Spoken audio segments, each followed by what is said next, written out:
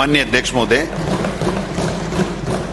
पेयजल के ऊपर कायदे से तो डिमांड आती, हम लोग पूरे दिन चर्चा करते तो और ज्यादा सार्थक चर्चा हो सकती थी और सरकार को और ज्यादा निर्णय लेने में सहूलियत होती। लेकिन चूंकि बीएससी का ये निर्णय था, लेकिन आज आपने ये व्यवस्था दी है माननीय अध्यक्ष महोदय, इसके लिए मैं धन्यवाद देना चाहता हूं कि बिजली और पानी के ऊपर आप चर्चा करा रहे हैं। मैं एक ही निवेदन करना चाहता हूं सर, जब सरकार बनी, कोई भी सरकार बने, आज बीजेपी की बनी, कल कांग्रेस की बनी, लेकिन हमारा जो टाइम पीरियड है वो दिसंबर के अंदर हमारे राजस्थान में सरकार का गठन होता है। जब दिसंबर में सरकार का गठन होता है तो सबसे पहला काम अगर किसी सरकार को करना होता है तो मार्च, अप्रैल, मई, जून, जुलाई गर्मी आती हैं और उस गर्मियों में पेयजल की व्यवस्था कैसे होगी, इस बात की व्यवस्था करनी चाहिए।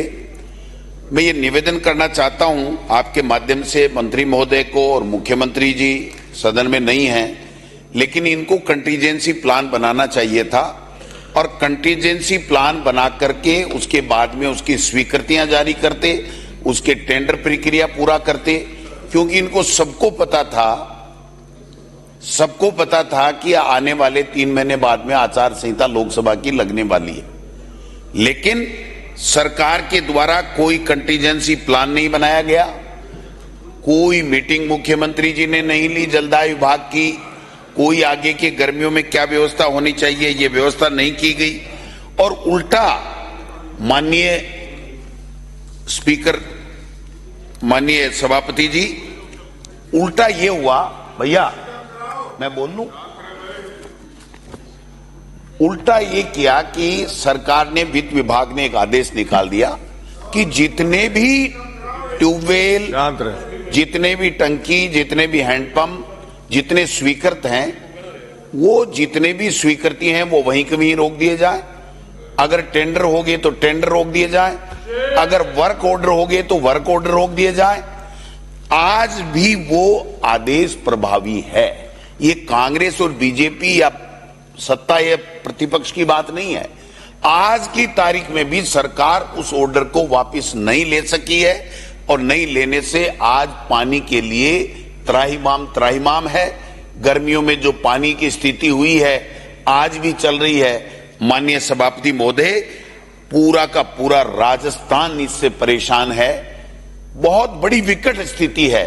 और दूसरी तरफ माननीय मंत्री महोदय, आपने यहां सदन में खड़े होकर 19 जुलाई को यह कहा कि जल जीवन मिशन का हमारा जो सरकार की तरफ से, केंद्र सरकार की तरफ से था, वो हमारा मार्च में पूरा हो गया। अब हम प्रयास कर रहे हैं जाकर के कि इसको दोबारा हमको इसकी स्वीकृति मिले। तो आपके पास जल जीवन मिशन में भी काम करने के लिए नहीं है, आपके पास पानी का जो पैसा, नई योजनाएं आप कब स्वीकृत कर रहे हो, बजट में कुछ लेकर के आए हो, ये कब होंगी कब नहीं होंगी, बड़ी बड़ी परियोजनाएं हैं, 12 महीने, 2 साल, 4 साल, 5 साल, 7 साल भी लग सकते हैं। तो ये जो आदेश है, ये सबसे पहले आज मंत्री महोदय, कम से कम आप बात करके मुख्यमंत्री जी से, या आप सक्षम है तो आप ये ऑर्डर तो वापस निकलवाओ। हजारों ट्यूबवेल, टंकी, जीएलआर उसके लिए पढ़े, आपकी स्वीकृति के लिए पढ़े कि भाई टेंडर हो गए लेकिन आगे काम नहीं हुआ। तीसरी मैं कहना चाहता हूं सर, जल जीवन मिशन का मैंने बताया, जो सरकार की कंटीजेंसी प्लान का मैंने बताया, कोई प्लान हुआ नहीं। टैंकरों की बातें करते हैं, लेकिन टैंकरों की कालेबाजारी ये रोक नहीं सके। पानी के कारण से अलवर में जो एक व्यक्ति ने आत्महत्या कर ली, वो भी आपके सबके सामने है। हमारे सांगानेर से माननीय मुख्यमंत्री जी आ रहे हैं, वहां पानी की क्या स्थिति आप देखिए, खोगोरियान में क्या स्थिति है वो देखिए। हर जिले में, हर प्रदेश के हर कोने में पानी की बड़ी विकट स्थिति है। 2 चीज और मैं कहना चाहता हूं, क्योंकि समय थोड़ा सीमित है और मैं इसमें राजनीति नहीं करना चाहता, कायदे की बात करना चाहता हूं। मेरा ये निवेदन है कि एक तो यमुना जल समझौता से आप पानी लाने की बात कर रहे हैं। माननीय सभापति महोदय, मैं मंत्री महोदय को बताना चाहता हूं, सदन को बताना चाहता हूं कि ये यमुना समझौता आज नहीं हुआ, 1994 में यमुना जल समझौता हुआ और यमुना जल समझौता 94 से लेकर के उसके बाद में जब नहीं हुआ तो हमारे एक यशवर्धन सिंह जो हमारी पार्टी का मेंबर है, आज की तारीख में प्रवक्ता है, उसने हाईकोर्ट गया और हाईकोर्ट से लड़ते लड़ते हाईकोर्ट ने कहा कि आप इसकी डीपीआर 2018-19 में कहा डीपीआर बनाइए। डीपीआर बनी, 31,000 करोड़ की योजना बनी, हमने वहां पर भेजी, आपकी सरकार ने, केंद्र की सरकार में थी, आपने उसको पास नहीं किया क्योंकि आपको हरियाणा चाहिए था, राजस्थान नहीं चाहिए था। राजस्थान में कांग्रेस की सरकार थी, इसलिए वो माइलेज हमको मिल जाता। कोई बात नहीं, आपने नहीं की। और उसके बाद में जब ये आपकी सरकार आई, जो आप कहते हो डबल इंजन की सरकार, उस डबल इंजन की सरकार ने हमारे राजस्थान के हितों को केंद्र के दबाव में हरियाणा के गिरवी रख दिया। और गिरवी इसलिए रख दिया कि जो 12,000 क्यूसेक पानी हमको मिलना चाहिए था, आप 575 एमसीएम के अंदर समझौता करके आ गए। पूरे एक सीकर का नाम जोड़ दिया। नाम जोड़ने से क्या हुआ? आपका जो नया एमओयू है, वो एमओयू मेरे पास में आ चुका है, आपने तो पेश नहीं किया, लेकिन मैंने कहीं से कहीं कबाड़ दिया। उसमें ये लिखा हुआ है कि आप केवल और केवल जुलाई 2 अक्टूबर up to 577 MCM for drinking water supply. वो भी कब? जब 24,000 क्यूसेक पानी फुल हरियाणा ले लेगा उसके बाद में। और हरियाणा पहले वहां पर बांध बनाएगा, अपना काम करेगा। कैपेसिटी 24,000 की उसकी है नहीं, पहले वो अपनी कैपेसिटी पूरी तैयार करेगा और कैपेसिटी होने के बाद में 24,000 क्यूसेक तक तो आपको पानी देगा नहीं।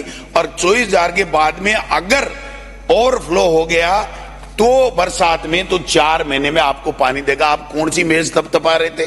कहां से आप मुख्यमंत्री जी होर्डिंग लगवा रहे थे? हमने डबल इंजन की सरकार ने ये कर लिया। मैं सभापति महोदय निवेदन करना चाहता हूं, एक बूंद पानी राजस्थान के चूरू झुंझुनू को नहीं मिलेगी। और अभी माननीय सदस्य भरतपुर से आने वाले कह रहे थे, ये सही कह रहे थे कि इनका हक मार दिया आपने, पूरे राजस्थान का हक मार दिया, 3 जिलों का नाम दे दिया, लेकिन 3 जिलों को एक बूंद पानी आपकी नहीं मिलेगी। ये यमुना जल का सही तथ्य है वो सदन के सामने मैं ला रहा हूं। ये एमओयू 2 पेज का है, इसमें लिखा है 4 महीने में डीपीआर बनेगी। 6 महीने हो गए, कहां गई आपकी डीपीआर? आपकी कोई डीपीआर नहीं बनेगी जब तक हरियाणा पूरा अपना इंफ्रास्ट्रक्चर नहीं कर लेगा, जब तक 24,000 क्यूसेक पानी उसको पूरा नहीं मिल जाएगा, तब तक आप सीकर, चूरू, झुंझुनू किसी को भी आप पानी नहीं दे पाएंगे। ये मैं आपसे निवेदन करना चाहता हूं। ये यमुना जल हो गया।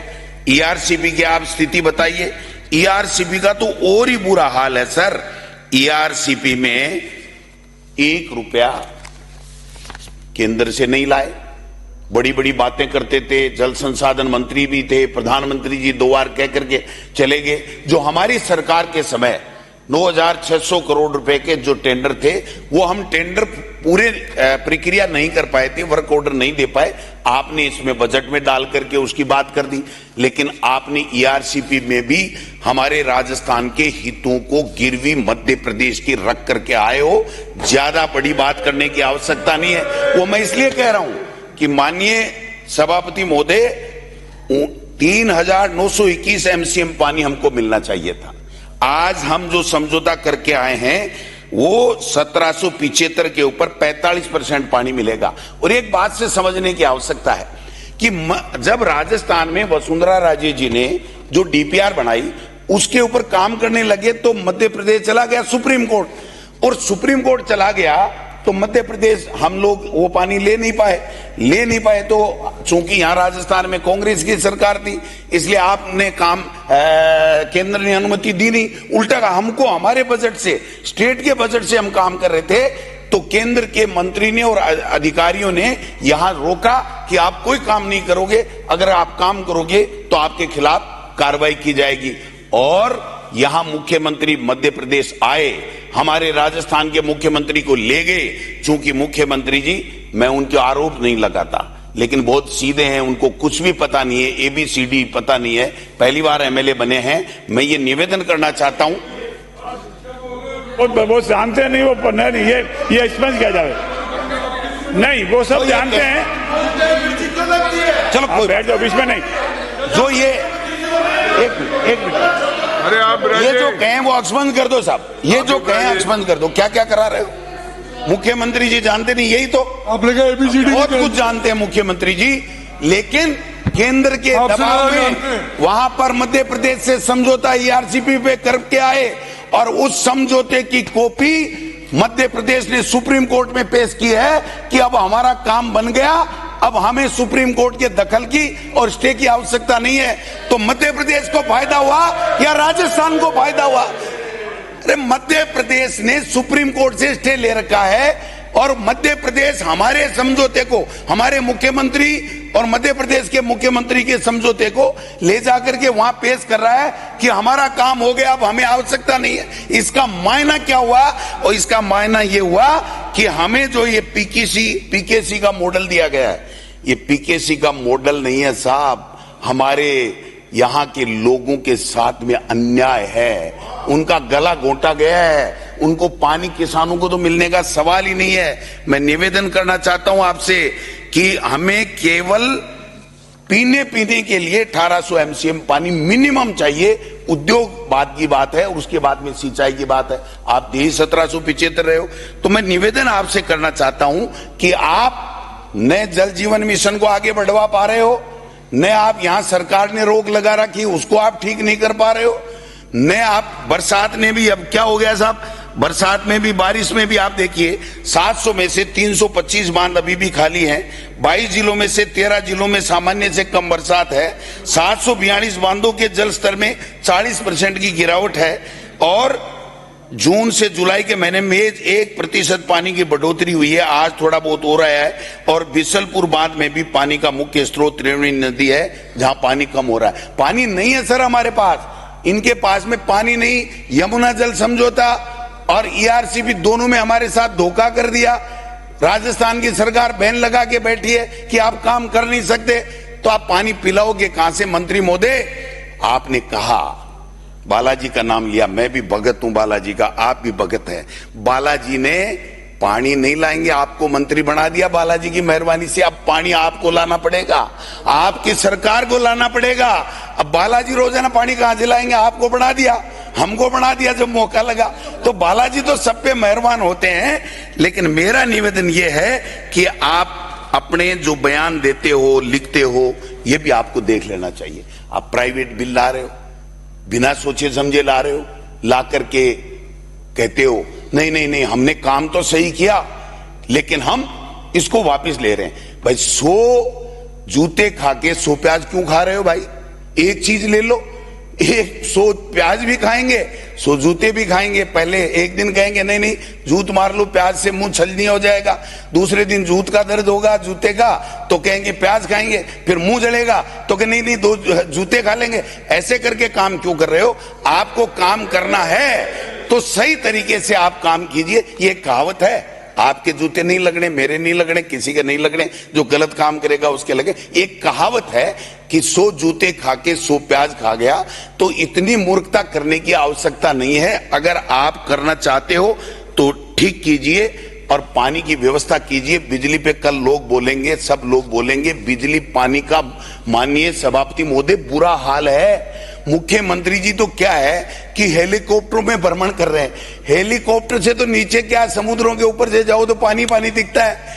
उनको चल करके मुख्यमंत्री जी को हेलीकॉप्टर से नीचे उतर करके अगर वो बाई कार कहीं जाते और जनता से पूछते कि आपको पानी मिल रहा है कि नहीं, आपको बिजली मिल रही है कि नहीं। मैंने देखा था बिजली के मंत्री जी ने हम सब MLAs को बुलाया था। हम 6-7 तो कांग्रेस के थे, प्रतिपक्ष के थे, और 7-8 एक थे बीजेपी के, जो हमारे अजमेर संभाग की इनकी